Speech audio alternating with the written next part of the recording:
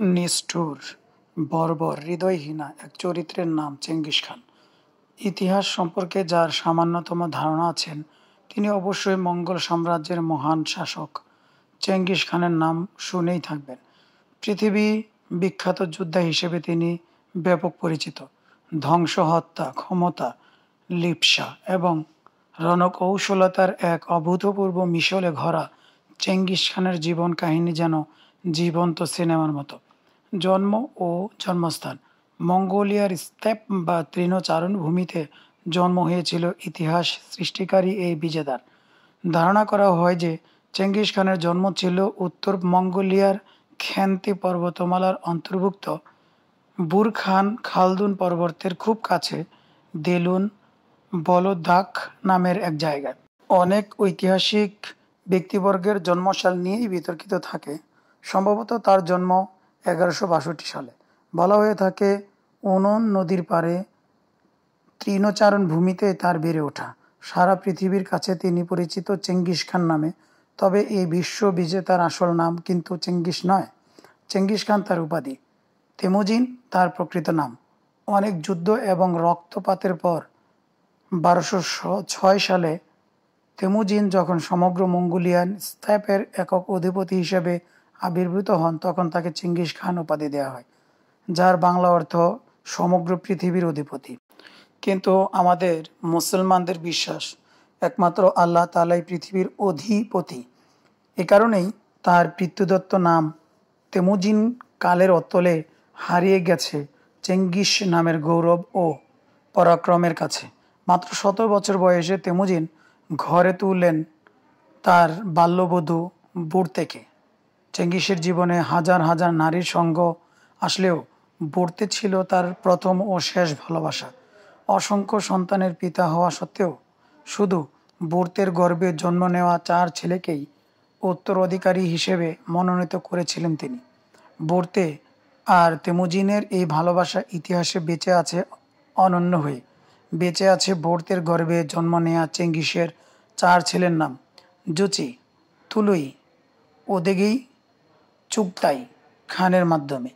Genghis Khan মঙ্গলদের একত্রিত করে মঙ্গল রীতির বিরুদ্ধে গিয়ে বিভিন্ন মঙ্গল গোষ্ঠীর সাথে মৈত্রী স্থাপন করেন। শত্রু জাতির প্রধানদের হত্যা করে জীবিত সদস্যদের নিজের গোষ্ঠীর সাথে একীভূত করেন। সমস্ত অঞ্চলগুলো জয়ের আগ পর্যন্ত তিনি লুটপাটের অর্থ সংরক্ষিত রাখেন। তিনি তার যুদ্ধ দলকে মোট 10টি ইউনিটে ভাগ করেন।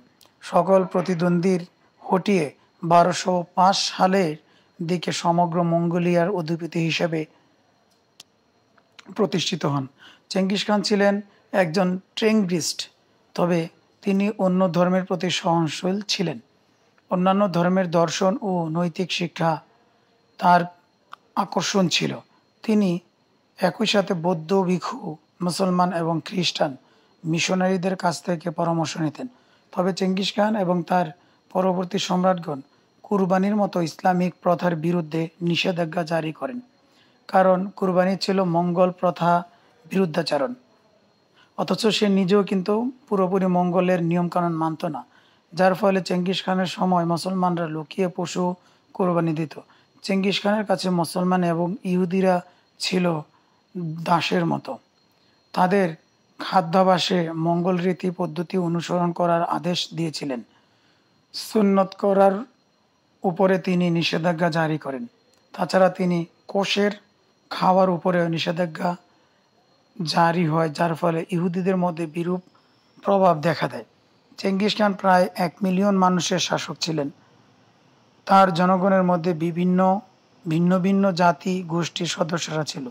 অতীতে যুদ্ধের কারণগুলো দমন করার জন্য তিনি উত্তরাধিকার সূত্রে পাওয়া উপাধির চল দমন নীতি গ্রহণ করেন।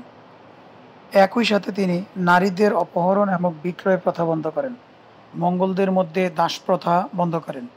গৃহপালিত প্রাণী চুরি করার অপরাধের শাস্তি হিসেবে মৃত্যুদণ্ড দেয়ার আইনও জারি করেন। তাছাড়া চেঙ্গিস খান একটি লিখিত ব্যবস্থা গ্রহণের আদেশ দেন। নিয়মিত আদমশুমারি করার পদ্ধতি চালু করেন। তাছাড়া তিনি বিদেশি রাষ্ট্রদূতদের কূটনৈতিক নিরাপত্তা প্রদান করেন। চেঙ্গিস খানের মৃত্যু 1225 সালে জাপান সাগর থেকে কাস্পিয়ান সাগর পর্যন্ত বিশাল সাম্রাজ্যের অধিকারী তিনি ছিলেন। এরপর তিনি মঙ্গোলিয়ায় ফেরত আসেন। 1227 সালে ঘোড়া থেকে পড়ে গিয়ে আহত হন চেঙ্গিস খান, যার ফলে দেহের অভ্যন্তরে গুরুতরভাবে আঘাত পান তিনি। সিসিয়া রাজ্য দখলে তিনি অংশ নেন, কিন্তু তিনি সম্পূর্ণরূপে সুস্থতা লাভ করতে পারেননি। সিসিয়া রাজ্য পতনের ঠিক আগেই 1227 সালের 18 আগস্টে চেঙ্গিস খান দুনিয়া থেকে বিদায় নেন। ইতিহাসের যে কোনো ব্যক্তির তুলনায় চেঙ্গিস খান দ্বিগুণ পরিমাণে রাজ্য জয় করেছিলেন বলে ধারণা করা হয়।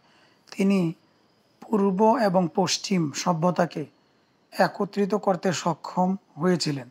তার পরবর্তী বংশধরেরাও সফল শাসক হিসেবে নিজ নিজ দায়িত্ব পালন করতে সক্ষম হয়েছিলেন। অবশেষে 1920 সালে চেঙ্গিস খানের শেষ বংশধর মৃত্যুবরণ করে এবং চেঙ্গিস খানের শাসনামলের সমাপ্তি ঘটে। আমরা জানি মঙ্গলদের যে কমান্ডার চেঙ্গিস খান এবং তার বংশধররা বর্বর, নৃশংস এবং নিরপরাধ মানুষকে হত্যা করত। পৃথিবীতে দুইভাবে শাসন করা যায়, একটা ইনসাফের সাথে আর একটা নৃশংসতার সাথে। চেঙ্গিস খান ছিলেন নৃশংস একজন বর্বর শাসক।